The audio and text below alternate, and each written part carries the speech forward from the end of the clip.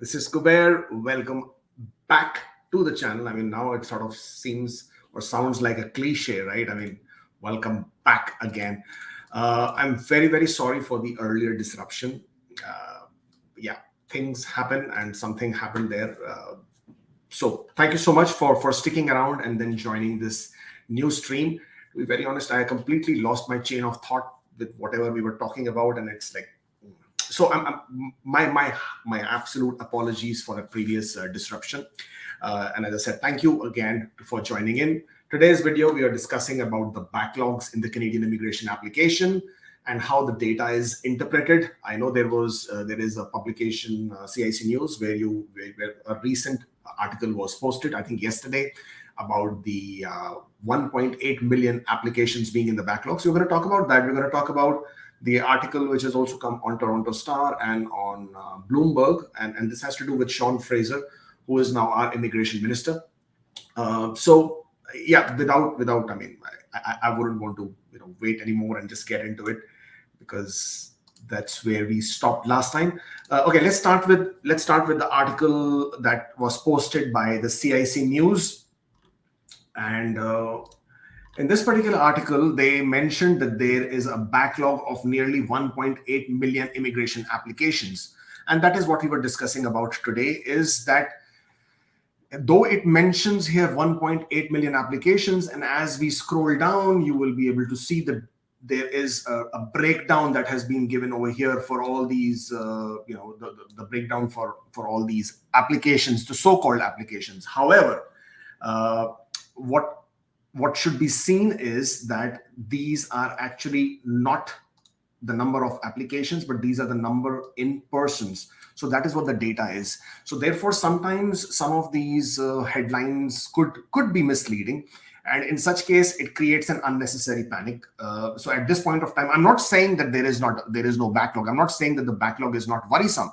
Of course, the backlog is worrisome. There is a lot of backlog. So if you go with this and it talks about applications here, and then it says 1.8 million, it's a huge number, whereas the data actually relates to in-person. So what do we mean by in-persons? And let's just deal with that again. So what does in-person means? That in one application you could have multiple number of people or number of persons. For example, if it's a family of 4, 2 spouses, 2 children, so that would be 4 persons, as has been indicated on that list, versus the application is only 1. So if you would see a list where it says how many applications are in process, it would say only 1 application. But if you would also see the list where it says how many persons are in process, it would say 4 persons. So actually it can look very scary, 1 versus 4. However, we also have some data which was obtained through ATIP, access to information and privacy, and in that, let me just share that with you. Now, this was slightly older. What was published on that media article was from October. This one, what I have, is from the month of August. And here, if you see in-person details are mentioned here. So it is just about the same. But if you see in cases, the number of applications, you will see a big difference. So it is at the same point of time, the number of cases versus number of persons is totally different. So while the number of CEC applications, at that point of time was only 51,000, the number of persons who were waiting for the processing at that point of time was 79,000, almost 80 actually, if you see 4 more applications. Similarly, federal skilled worker applications, processing inventory, okay, is only 29,395. And if you see the number of persons, again, it goes up to 50,776. Now, you have to keep in mind what this basically means is here, the landing inventory, and you have the processing inventory. The landing inventory basically means those people have already been finalized. These could basically be who have already been sent the passport requests or are in the process of being passport requests, or they could also be Canadian inland, so they're inland in Canada, those applicants, and they are being sent they are being processed for their landing. So they're absolutely being finalized. So these are those numbers. So this is where the data basically can take you totally, in different directions. Now, as far as the processing time, and again, my data is a bit old. It's as of July 2021. I don't have the most recent data in terms of the processing times. Based on whatever has happened between August 2020 and July 2021, the application processing times on an average for Canadian experience class was considered as 8 months. But again, keep in mind that this is July 2021 data. So Canadian experience class processing average. So when we say average, the total number of applications versus how many have been processed was 8 months. Obviously, at this point of time, this number is quite less. It is almost touching 4 to 5 months at this point of time. The federal skilled workers, which most of you are obviously interested in, it showed at 21 months. Obviously, it comes as no surprise to anybody at this point of time. The provincial nominee applications is showing at 14 months. Also, we understand that, they were being processed faster, or they are being processed faster. And then you have the skilled trade category, where it showed that the processing time was almost 22 months. I think actually it's longer than 22 months. So this was the processing timing. This I have already shared with you, and this was the, again, processing as to how it is happening, process timings for different application types in comparison between 2018, 2019, 2020, and 2021 for the period between Jan 1 and August 16. As I said, my data that I have is slightly older because the new data we still have to get. You know how GCMS notes and ATIP notes work, right? They take a bit of time. So this was the comparison of the data that we had versus what was available on the CIC News website. Now in CIC News website, as you can see, I just showed you that the total applications, let's get back to this for a minute, so you know what we are talking about. What's that page here? All right, here, this one. So, I did something wrong. Okay, let me get my page back. Hold on. Okay, I don't think I'm going to get it back. All right. So as I said, the cases in process for federal skilled worker were 29,395, or if you want to call it total number, including the landing inventory and the processing inventory, was about 35,000 or 36,000 applications. But here, oh boy, don't move. Okay, need to lock this. Right, but here, if you see the CIC News website, your total number of federal skilled worker candidate, or rather app, it shows as 51,000. Now 51,000 versus 36,000 is basically what will give you an understanding of how many applications are in process and how many persons are in process. So don't get totally mollified thinking, oh my God, there is such a huge backlog. Yes, there is 1.8 million people being affected. Yes, those are the number of people being affected. But the number of applications is, I'm not saying small, it is obviously quite big, but it's not as scary when you compare it to the 1.8 million applications. Most of you who are really who are connecting in today's stream and otherwise who are also waiting on our groups are federal skilled worker, outland, who are really anxious, who are really concerned. For most of you, the number of applications which are basically the biggest concern that we have had is, okay, what have I got here numbers? Again, for provincial nominee programs, so if you were a provincial nominee, the total number of applications that I have, which showed me in progress, was roughly, at this point of time, I would say about 25 to 30,000 applications. And at the same time, as far as the federal skilled workers are concerned, about 36,000, again, as per the data that we had. In comparison, when you look at this information that we have here, it sort of really scares you. Provincial nominees, it will show you at 71,000, and then your federal skilled worker, it is showing you at 51,000. Well, it also scares the Canadian experience class. I mean, don't take that out. It shows here at 48,000. These are the number of persons. Also, there are a lot of people out there who are quite worried that TR to PR shows at 17,693.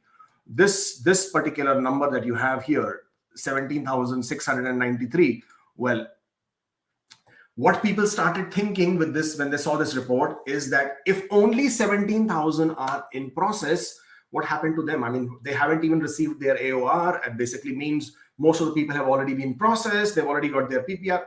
It's not that. So the number that you are seeing over there are those who have received their AOR. So they are, after they receive their AOR, acknowledgement of receipt, they have now gone into the processing queue. And therefore you see that number.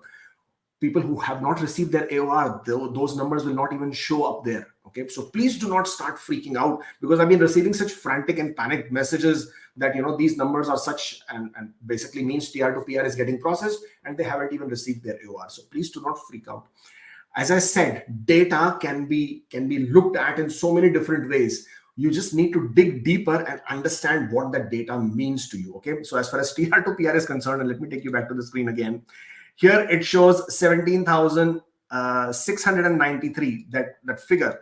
It basically only means that many people have received their AOR, and those are the ones in process. Now, also, if I actually go on the same website and if I just scroll down, okay, now let's talk about the temporary residence applications, okay, because those are equally quite of big concern, because the total number over here shows 775,741.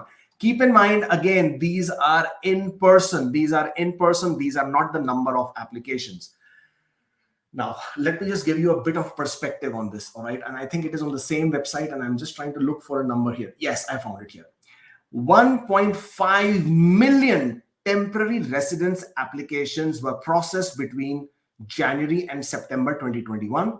This compares to nearly 1.7 million applications in 2020. Now, what does that give you? Now, this is again part of data which a lot of people don't connect with. If 1.5 million applications were processed, again, I do not have the data to relate because the data is not here. So I'm not sure if they're referring to persons or to applications, because that is where the variance happens. Okay, as I said, one application could include multiple number of people in that application. So if it says 1.5 million applications were processed already from January to September, then how long is it going to take to process 700,000 applications? It doesn't look like a big number, right? If they processed 1.7 million applications, that's again what the data says there. I haven't seen the number of whether it's in persons or applications, but if 1.7 million were processed in 2020, then if it is a backlog of only 700,000 applications, does it sort of feel like a big number? Of course not, because they obviously have the processing capacity. Also, you need to understand, when you have such a large number, what does it mean? When COVID happened, a lot of people who were currently in Canada, they continued to stay in Canada. For example, if you were a visitor in Canada, COVID struck, now you could not go back to your home country. There was so much of travel restrictions. Okay, now I'm getting video lags. Just give me one moment. I will not be able to sort out the video lag at this point of time. So let's just roll with it. I'm sorry, guys. Today's day has been full of all kinds of challenges. So please just bear with me. Even if there is a bit of a lag, just bear with me. I'm sorry about that. If I try to set this up again, I'm only worried I might just have this fall apart again. So just I apologize, but just bear with me on that. I lost my chain of thought.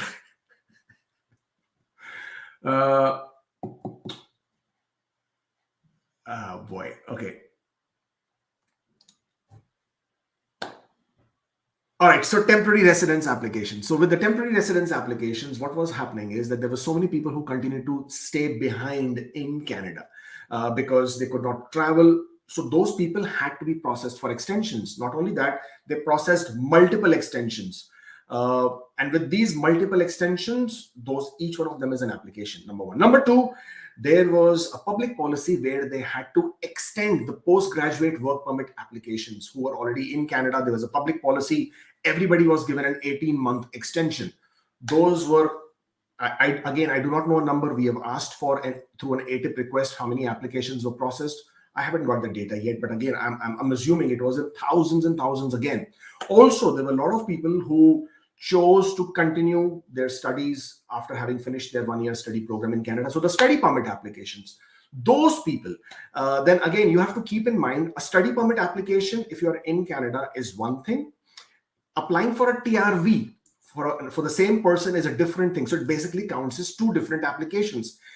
All these numbers add up and then bring you to this mountain of number, which you are now seeing at 775,000 temporary residence applications. Of course, there are those spouse open work permits who have been waiting for almost a year, more than a year, 1.5 years. There are super visas, there are visit visas, there are study permit applications, there are work permit applications. People, even if they had an LMIA approved, they are waiting. ICT work permits, they are waiting. There were some startup visa applications, they are waiting. There is a tremendous number of backlog, no doubt about it.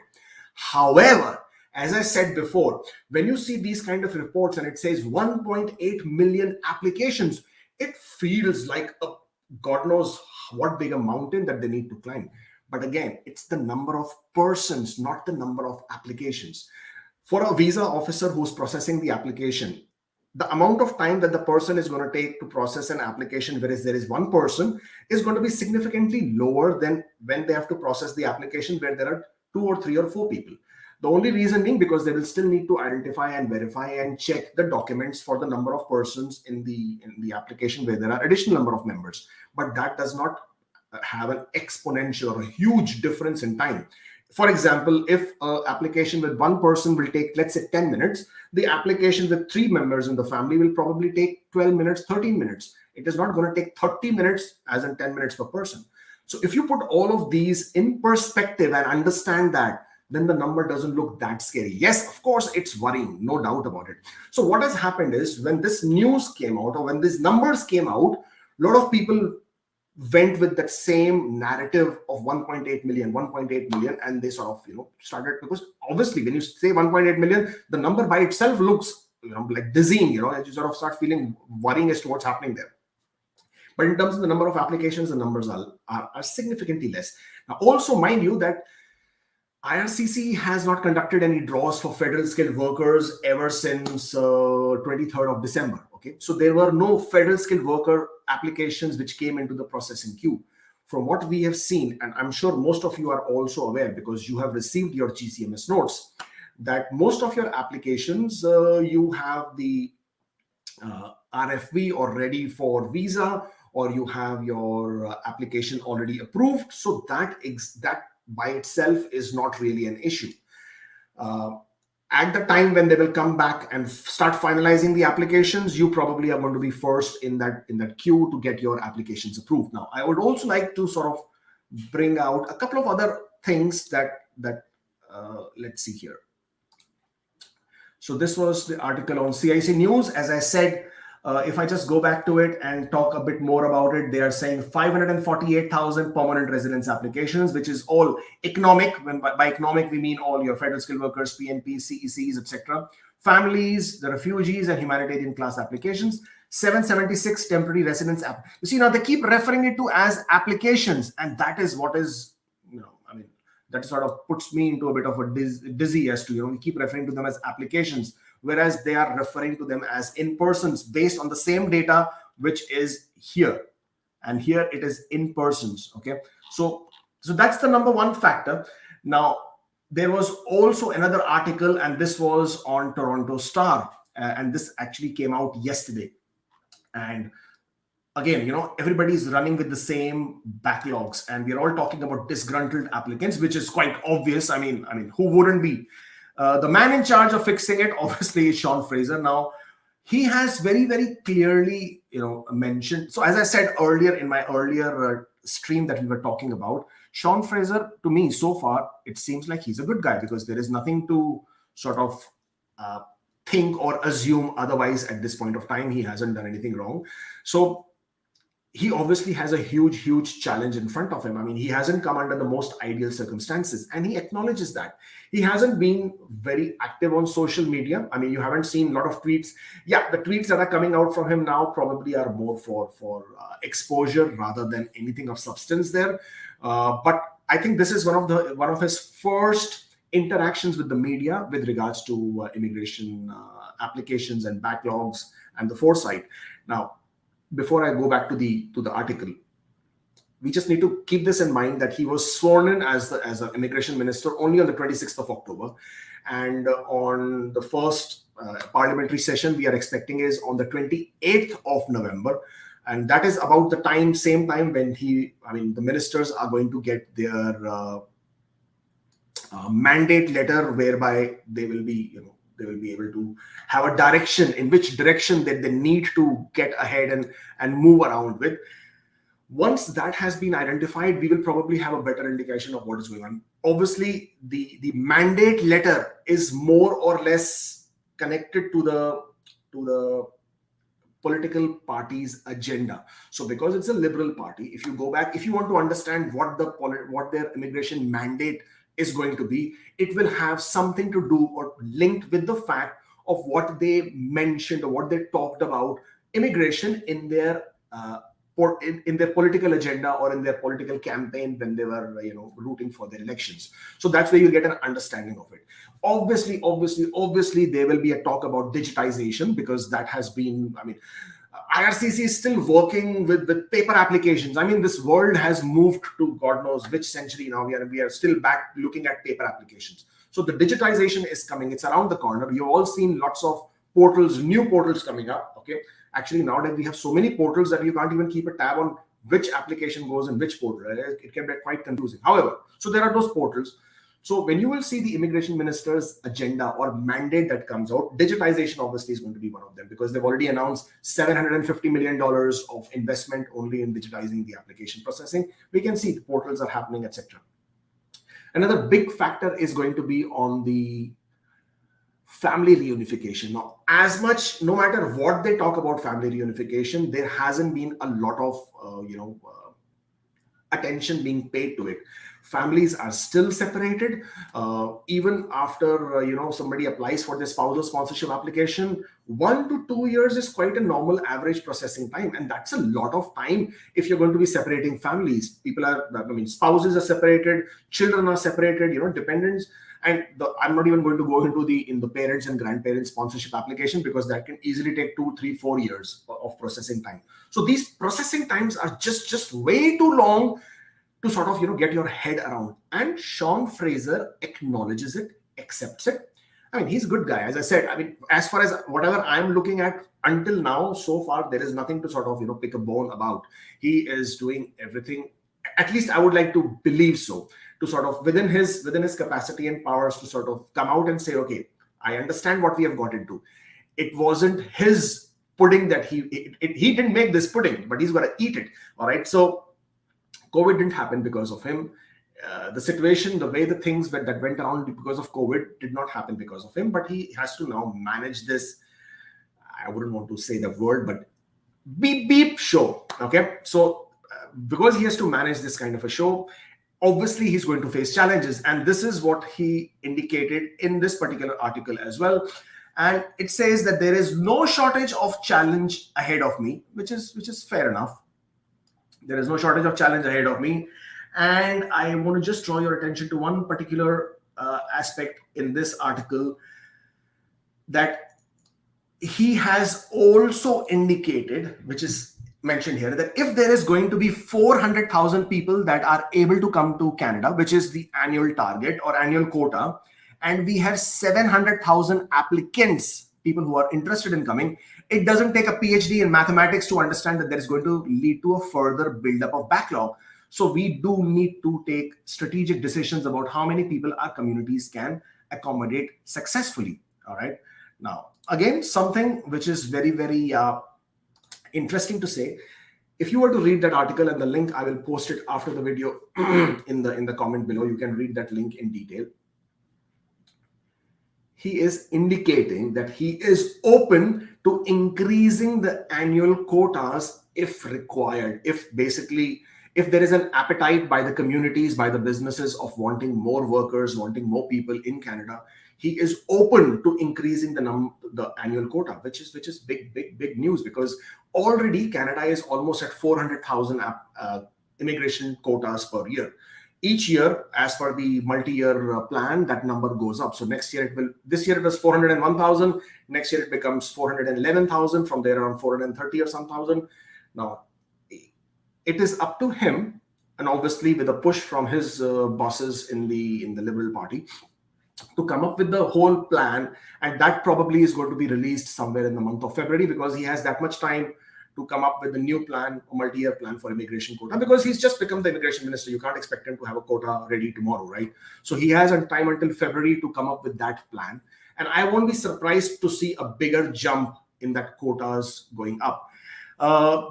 This article again further talks about that they have, or rather they are, let me get back to this. Yes, that they are, on their way of meeting their annual immigration quotas, which is 401,000. And I want to sort of bring one more thing to your notice, which was the, okay, this will take longer than most people would like. And he's referring to the backlogs. Okay. Yes, let's start from here. And it's easy to get bogged down in a conversation about the number of cases and the inventory. But in my role, you will not succeed if you don't realize that every one of these cases or numbers in the inventory represents a human being. Thank God that somebody has acknowledged that it's not just a number, just not an application number, but it is actually a human being on the, behind that number. And that this will take longer than most people would like. Of course, nobody would like it to take long, and longer than I would like. But if you would want to change a system as large as Canada's immigration regime, to do it right and to succeed, you have to put the time in. Okay. Now, this is again, and then as you go down, it is talking about the refugees and the situation in Afghan, and that is what happened over there. I like what I'm reading, and I really hope that this is the actual intent. There was another article also from this was on Bloomberg, and Canada open to ramping up record immigration. Okay, and this was again where this particular reporter was able to speak to Sean Fraser, and in this article also it is saying that government is on track to exceed its goal of offering permanent residency to 401 people. And this is where it becomes interesting. Fraser said that he's even prepared to increase the immigration targets currently set at 411,000 for next year, if he deems additional newcomers are needed to fill the labor shortage. Again, very, very interesting. And yes, this is where it says the government has until mid-February to provide the new immigration targets to Parliament. Okay. So there you go. That is basically the different media talking about different aspects of the backlog. I know you want to sort of hear as to exact dates, but nobody can give you an exact date. You heard it from the horse's mouth, right? It is going to take longer than what we would like to. I mean, we would have liked them to sort of process the application within the 6 months period that they initially claimed. But then the COVID happened, and then they very soon realized that the whole process that they have, or whole system that they have, is not as robust as they would like to believe. They identified lots of areas of concern. They filled those gaps up. They have now upped their technical or technological levels in terms of people who are working remotely. They can still complete their application processes, their assessment processes online. They've been able to do that. And then not to forget that because it's all because of COVID to start with, and they obviously cannot give the excuse anymore. However, you will see that excuse still comes up, and let me see that where it says again. And it's laughable when somebody still has to give that as an excuse. And here it says, in an email to CIC News, the IRCC spokesperson said ongoing international travel restrictions. There are no ongoing travel restrictions, my friend. Border restrictions, there aren't any. Limited operational capacity overseas. Now, this is something which we need to understand. Why is there a limited operational capacity? What is holding them back? And the inability on the part of clients to obtain documentation due to the effects of COVID-19 have created barriers within the processing continuum. This hinders IRCC's ability to finalize applications, causing delays that are outside IRCC's control. I don't see how are those outside their control, because most of these things that have been said don't exist anymore in most cases. All right. Yes, there are certain situations where they might exist in some manner, but I don't think by and large it's an issue anymore. So this continues to be something which needs to be highlighted. But I don't think they can hide behind that COVID reason or excuse anymore. Anyways, so going back with that, because of COVID, it has taken so much of time. 6 months was the normal processing times. 21 months is what I showed you, is what it said on an average based on the August data that I had. Now we are in September, October, November. We are already 3 months later. Because of the lifting of restrictions, which happened on the 21st of June, which they were not prepared for. I mean, they did not know it was going to happen, because there are reports, earlier reports, which came out about the backlogs, which were dated on the 6th of June. And then they spoke about the fact that, they were still going to continue with this. And then 21st of June, they changed it, because then they allowed people who had COPRs to travel to Canada. That was a big change. Then the bigger change happened on the 7th of September, where all visitors were also able to come to Canada. So basically, even if you're traveling to Canada for discretionary purposes, you could travel to Canada. All of this, as we say in Hindi, khichdi jo bana di gayi, total mashed stuff that has happened. It is beginning to stink, to be very honest, right? I mean, it's like it is leaving everybody with a bad taste, because, as I said, families are separated and people's lives are on hold, and yet we haven't come to any proper understanding of how long it's going to take. But now let's come back to some more hopeful, forever hopeful part. Lately, I mean, I have been always thinking, hoping, praying that we would have a federal skilled worker draw in the third quarter. It did not happen. Poof, a pie on my face. So I stopped talking about that, because it was too scary to sort of say something like that, because I mean, you don't want to go wrong with this kind of thing. There's so many people are so hopeful about it. So I stopped thinking about that. Then when we spoke to different IRCC representatives during the NCIC conference, the indication was all pointing towards a draw starting next year, somewhere in the next year when it starts, because the quotas will reset. Because as you have noticed, there is no CEC draws happening, because they have probably run out of the number of ITAs they can issue for this year. They already have issued the record number of ITAs for this year.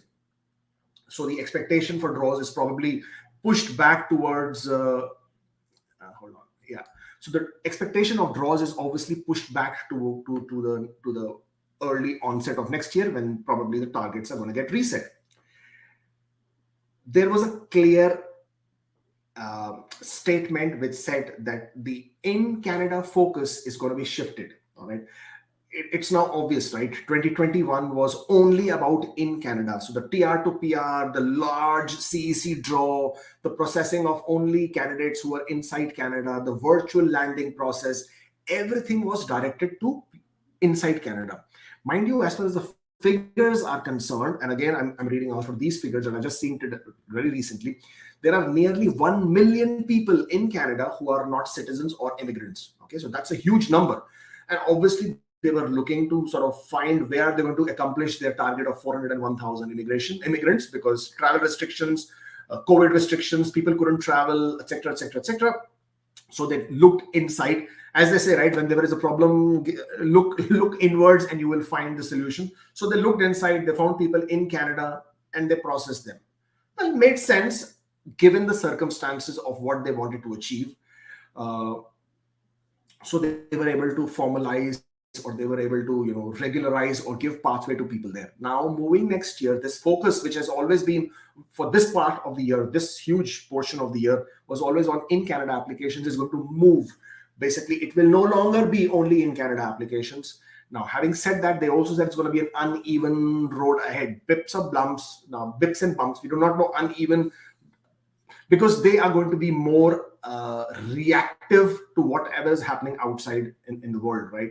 COVID still hasn't gone away. It still exists there. It is making a comeback in some parts of the world. They all want to sort of keep an eye open and see how it will affect, Canada by and large, whether it affects any travel restrictions, whether it affects any border restrictions, whether it affects anything to do with Canadian economy or people in Canada, and they would take a call with that. But having said that, there is a huge likelihood that the federal skilled worker, or rather the all program draws, would come back probably early next year.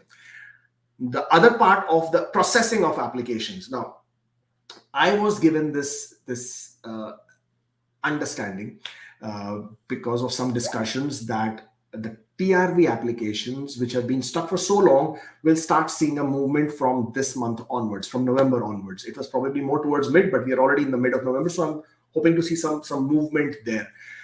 Because there is a huge backlog. The reason for that is a lot of people who were handling TRVs were assigned to handle the TR to PR applications. They are now being reassigned back to their original position so that they can look at the building up backlogs of TRV applications. As they've already done, people who are applying after the 7th of September who have a closed family member in Canada, their visit visa applications are being processed much faster. The older ones are also being processed, but not with the same speed. Obviously, there's a huge backlog there.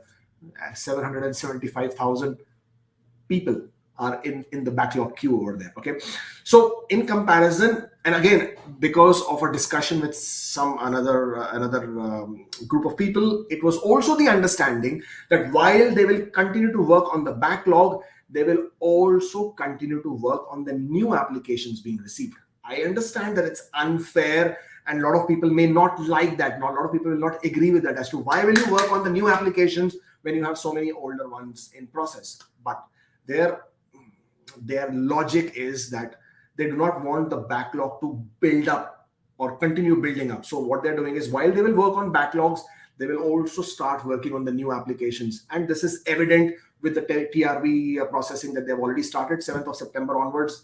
People have been getting a decision within 3 days, 5 days, 7 days, on average about 30 to 40 days now. But that is a big example of how they are taking care of those applications, and at the same time also looking at TRV. So the same is also going to be adopted or applied within the permanent residence applications. However, as of right now, majority of you are concerned about are the federal skilled workers or the provincial nominee programs, people who are basically waiting for their applications to be processed. On the better side, at least I have seen personally, and this is no hearsay, this is no spokesperson, this is no this thing.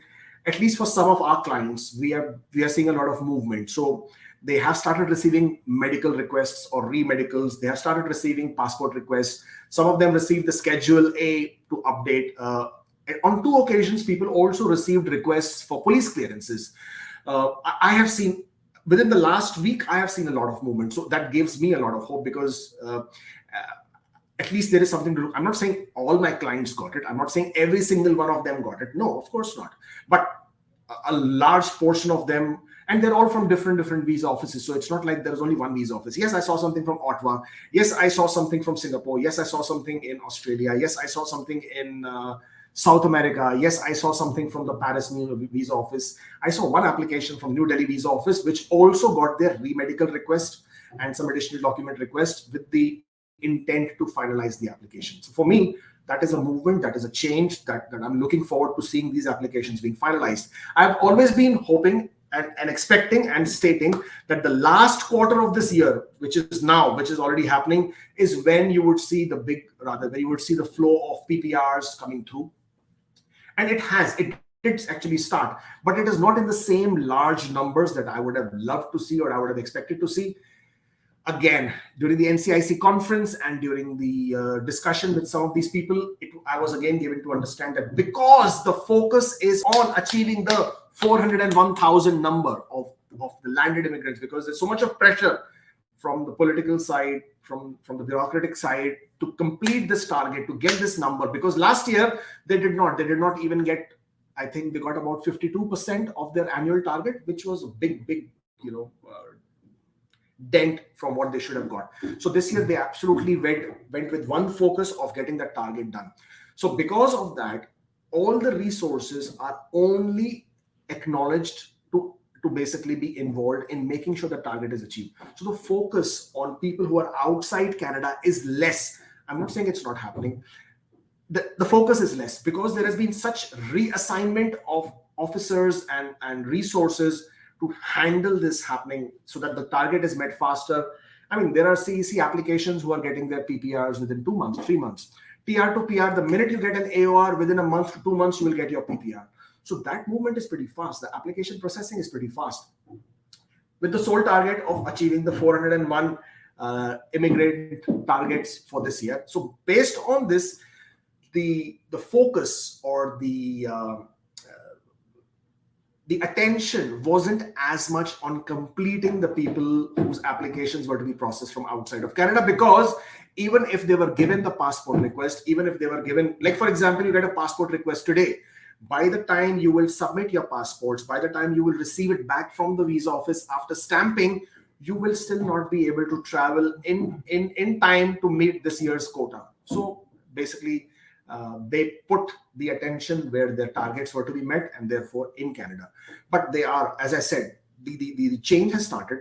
Even people whose COPRs were expired, most of them, I think there is a few numbers who still haven't received their ultimatum emails, but most of them have received it. And again, it's a slow process because you see, it's an additional process which did not exist before.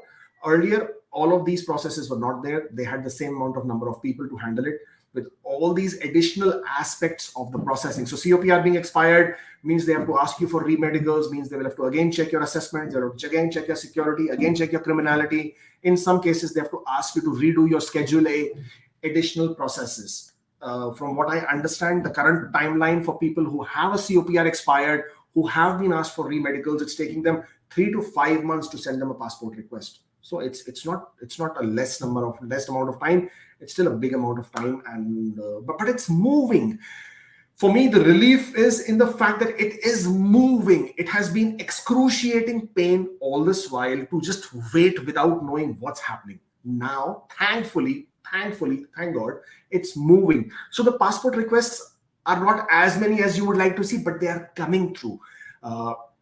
Remedical requests are not as many as you would have liked to see, but they're coming through. This is expected to change early next year. The reason for that is because early next year, one, the focus from in Canada shifts. So basically it goes across the programs, number one. Number two, all these people who are absolutely finalized, they will be able to travel within the next whole year.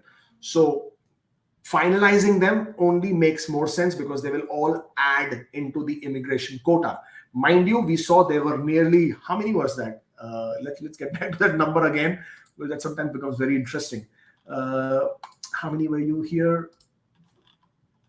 Yeah. So as you can see over here, we have nearly 51,000 people who, once they are finalized, this 51,000 people who, once they are finalized, will straight away be able to add to the next year's quota, which is probably what IRCC is looking at. This is what I wanted to discuss about in terms of the backlogs, in terms of the pending stuff, in terms of all these numbers which get so, which when you look at them, because there was also another member of parliament who said it will take 3 years to resolve the backlogs. And I don't see them taking 3 years because that would be crazy, right? Again, I gave you the same data set, which was indicated that if they could clear 1.5 million applications or 1.7 million TRV applications in 1 year, then 770,000 is like, that should get cleared pretty quick once they get on with it. Yes, I think one of the biggest reasons of building the backlogs was so many different new the new processes that they increased, TR to PRs, extension of the PGWPs, COPR extensions, all of this. And there are lots of other public policy, and of course, not to mention the Hong Kong issue and then the Afghanistan issue, all of that in collection. And of course, the fact that they were not equipped to handle work remotely, COVID restrictions, office capacities, all of this resulted in the fact that the backlogs were allowed to build in versus they being forward thinking and expecting a majority of what is happening around. But I guess it's all in the hindsight. Everybody's smarter, right? Let's see what they have in plan going forward. I'm looking forward to Sean Fraser coming out and giving us more information. He seems, as I said, he seems like a nice guy. He's at least open to talking about it. He's open to acknowledging that there is a huge situation right now. He's open to accepting and acknowledging and talking about it. So I'm expecting that we should be getting more communication from him, and that would help us be less anxious and probably have a better understanding of which way IRCC and Canada is moving. That's all I wanted to talk to you today. I'm sorry I'm not going to take any questions because we have gone way past our timeline that we should have gone. I apologize once again for the earlier disruption we had. If you are not following us on Instagram, then you should. Hey, you know what? We are also now on TikTok. Somebody said that my level has dropped because of TikTok. Well, it's not about the level being dropped. It's only about reaching out to as many people as you can and giving out and sharing all the information that you have so that it helps them in any manner whatsoever to come out and come to Canada and sort of do their applications. They're doing it themselves, or at least not falling into the hands of any fraudulent operators.